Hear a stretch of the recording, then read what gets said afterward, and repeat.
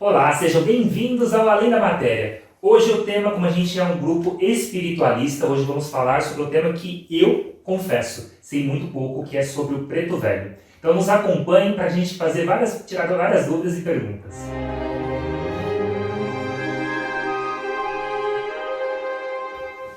Olá, Sara! Ei, Rafa! Viemos tratar de um tema que eu sei que você tem assim, um conhecimento enorme, e aqui do seu lado tem um que tem um conhecimento quase a zero. Conhecimento pequeno, todos nós temos pequeno. Mas dentro daquele cenário... É. Bom, vou começar com a primeira pergunta básica. O que é o Preto Velho?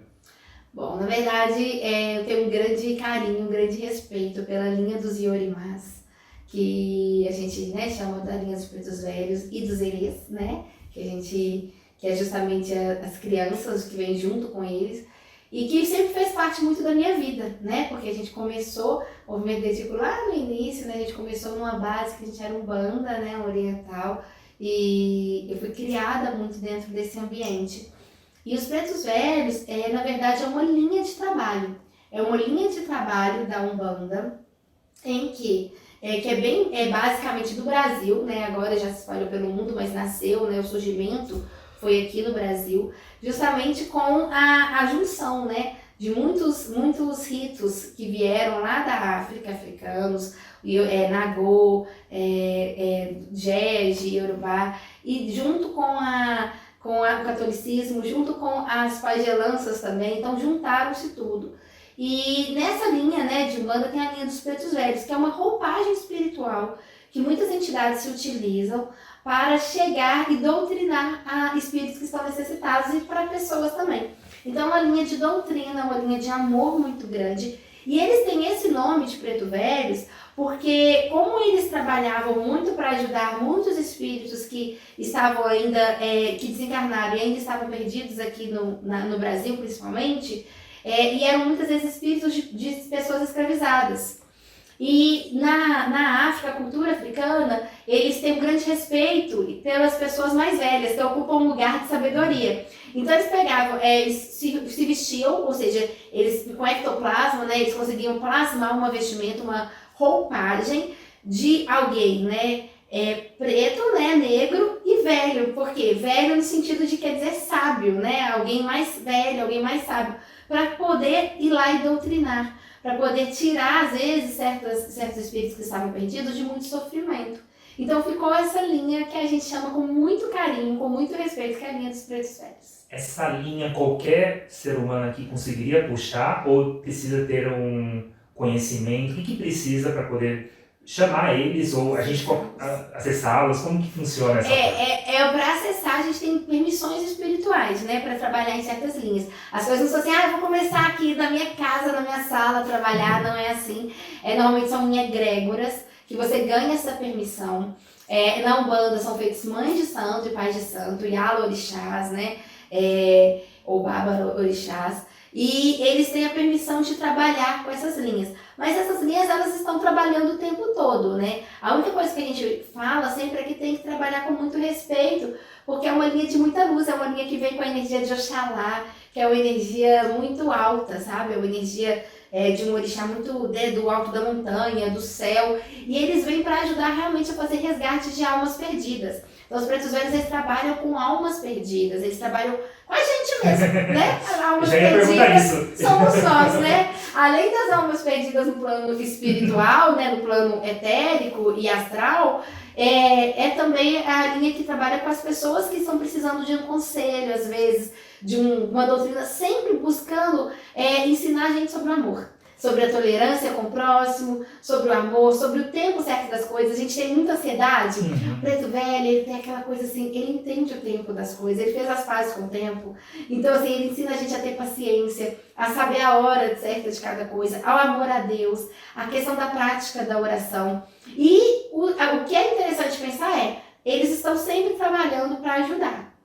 Sim. E existe algum caso, por exemplo, estou lá passando com uma entidade com o Preto Velho, eu já fui até agora quando você estava falando, lembrei, nossa, eu já passei numa casa de Umbanda, que eu acredito que era o Preto Velho. E eu lembro dessa voz, até lembro, ele falou, Fio, era uma voz muito acolhedora. Sim. Em todos os lugares para puxar essa linha, segue esse mesmo ritual ou ele pode mudar? O preto velho num lugar é diferente de um outro. Como que funciona? Dentro da linha dos pretos velhos existem as sublinhas, né? Que seriam as vibrações, né? Então, normalmente é bem parecido, mas existem aqueles pretos velhos que já estão numa linha mais, que são mais dóceis, outros que vêm com a linha de Nossa Senhora, os outros que vêm junto com as crianças. Então, mudando de vibração, muda a forma que se manifesta, mas é tudo muito parecido. O que a gente tem que entender é que, se tem um preto velho, por exemplo, o pai Jeremias, enfim, eu vou dar um exemplo, né? Sim. Ele está em um centro, né? Está se manifestando em uma casa de umbanda. No mesmo dia tem outra casa de umbanda que tem também um pai Jeremias. Às vezes as pessoas acham que é a mesma pessoa.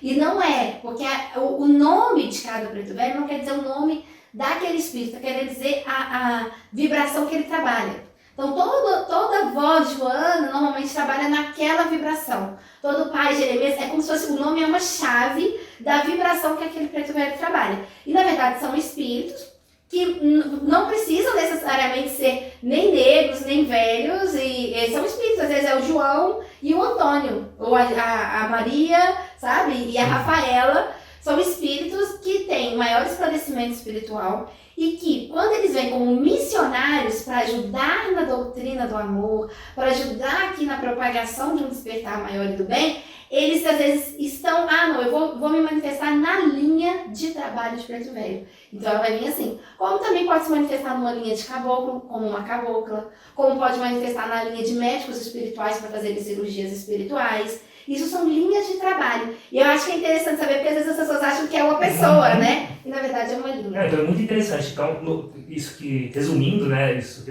você comentou, eu posso ter o pai Jeremias ao mesmo tempo em vários locais, porque é uma pessoa, né, um espírito diferente em cada um deles. Justamente, porque na verdade é uma vibração. Então essa vibração, todas as entidades de luz, ou seja, espíritos mais esclarecidos, que trabalham naquela vibração vão receber este nome de pai Jeremias. Muito bom. Ou esse nome de vó Joana. Da mesma forma que os 2 de fevereiro desce Iemanjá em várias casas, em vários lugares. Eles falam, gente, mas Iemanjá tá ali, como tá ali também, né? Se é um Iemanjá. Mas Iemanjá é o nome, né, da orixá, do mar, mas o orixá, ele é, antes de ser aquele ser que domina o elemento da natureza, é a própria energia. Então Iemanjá é a energia do mar, é a vibração do mar.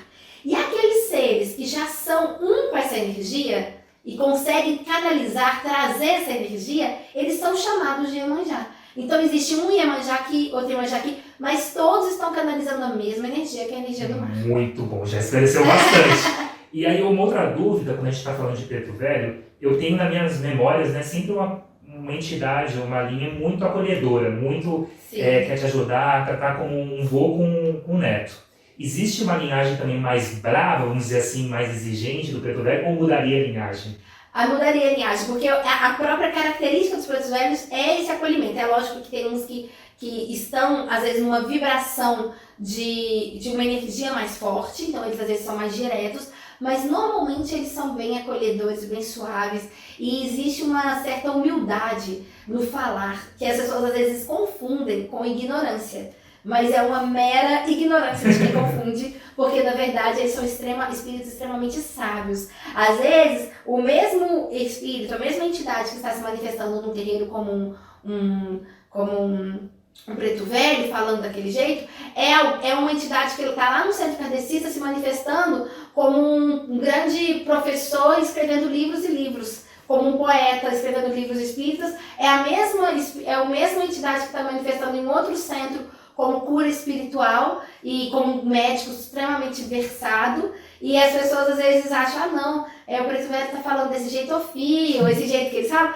não tem conhecimento, pelo contrário, eles são grandes, eles têm tanto conhecimento que eles não precisam ficar mostrando, né? Então assim, a forma que o preto velho se manifesta é a linha. Você tem que respeitar a linha de trabalho daquela entidade. E é como se fosse assim, eu gosto de pensar assim, sabe, Rafael, para ajudar as pessoas a entender. É como se tivesse, é lógico que não é dessa forma, tá, gente? É uma forma de pensar. Existe a entidade, tá? Então vamos supor que você é uma entidade. A entidade Rafael já ganhou muita luz, muito esclarecimento espiritual, e você vai trabalhar como missionário em egrégoras. 5.000 anos depois, vamos lá. Eu não sei quanto, eu tô achando que nesse ritmo que você tá aí pode ser menos, né? Aí você vai lá, você vai trabalhar como missionário em egrégoras. Normalmente o missionário não é só de uma egrégora, ele vai trabalhar em outras também. E aí você vai ter como se fosse um guarda-roupa. E aí, sabe como você veste a roupa? É a roupagem que você se manifesta. Então, às vezes, você vai se manifestar como um caboclo, você vai se manifestar como um preto velho, você vai se manifestar como um médico espiritual, como um hindu, como um mestre da fraternidade branca. Mas são somente vibrações que você está acessando diferentes. Então, são faixas vibracionais em que as pessoas estão acessando diferente. Eu acho que isso ajuda a entender. E que, na verdade, todos os trabalhadores, independente se é um preto velho, independente se é um espírito muito erudito que escreve livros, independente se é alguém que está se manifestando em egrégoras que nem trazem entidades, né? Pode ser numa igreja evangélica, ajudando ali a iluminar como Espírito Santo, ou em qualquer lugar, numa igreja católica, ou num lugar de autoconhecimento e meditação.